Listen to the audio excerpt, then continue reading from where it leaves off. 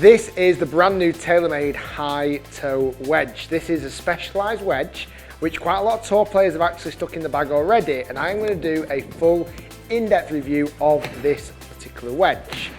My name's Rick Shiels, I'm down here at Quest Golf Academy. If you are new to my channel, welcome, hit that subscribe so you don't miss a single video moving forward. And if you do like this video, please hit the like button and let me know in the comments below what you think of the video.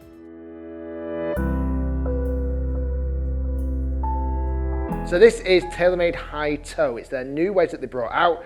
And as you might see from the close-ups, this is an incredibly peculiar looking wedge, but it is not the first of its kind. Other brands have done this in the past. Noticeably, Callaway have done this with their PM grind going back a couple of years. So TaylorMade have kind of cottoned onto that and made their own version.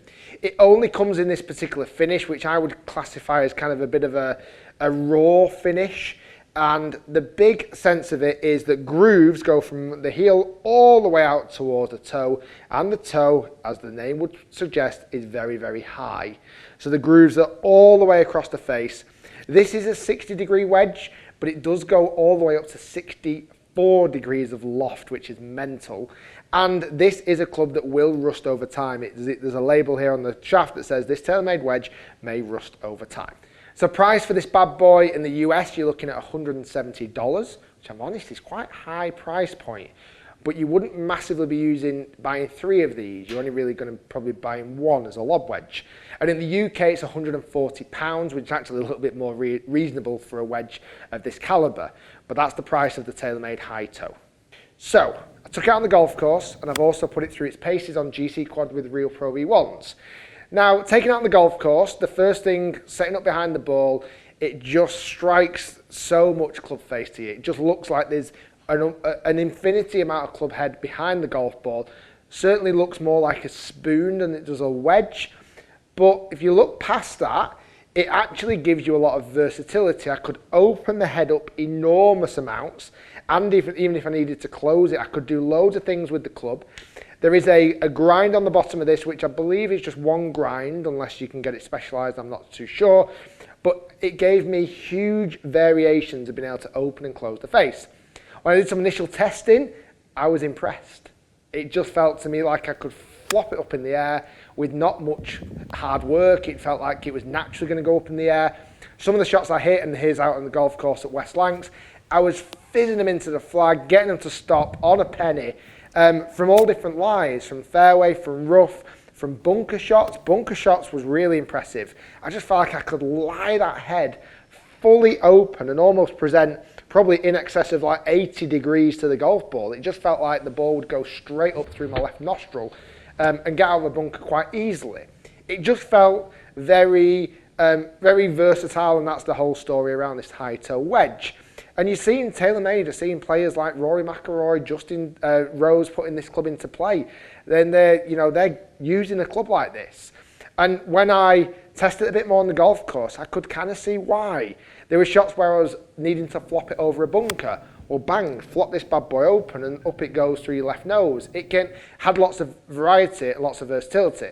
The feel on the wedge was surprisingly good. The feeling I was getting, and this is an odd one for a wedge from me, I actually felt like the combination between shaft and head was a really good combination on this particular wedge. I've just got a KBS shaft in this, and it just felt like it's called a High Rev 2.0. It felt, and bear with me on this, it felt like the shaft had a little bit of kick in it. When I would hit a wedge, it felt like the shaft almost kind of had a little bit of spring in it. And that, for me, felt very reassuring when I came in to hit the shot. It felt like I didn't need to do as much work. And because of that bit of spring, it actually gave the feel off the head quite a unique soft feel, which I wasn't expecting. One thing to also notice on the TaylorMade Hi-Toe after testing is the wear and tear. I would say that it was relatively damaged almost after testing, and I think that finish doesn't do itself any favours. I think in a chrome finish it wouldn't have scratched up as much as it did in this particular finish.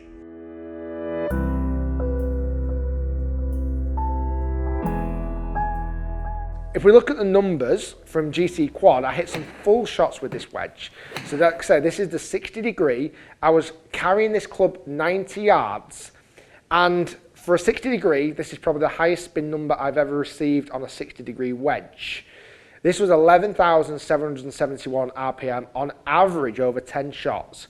This thing was just up in the air. This is shot number 7 when I hit it on GCQuad. And as you can see there, it landed pin high and just zipped backwards. I just feel like with that extra amount of grooves on the head, they're claiming this is a super, super high spin as they can make it. And if I'm honest, I could agree with that.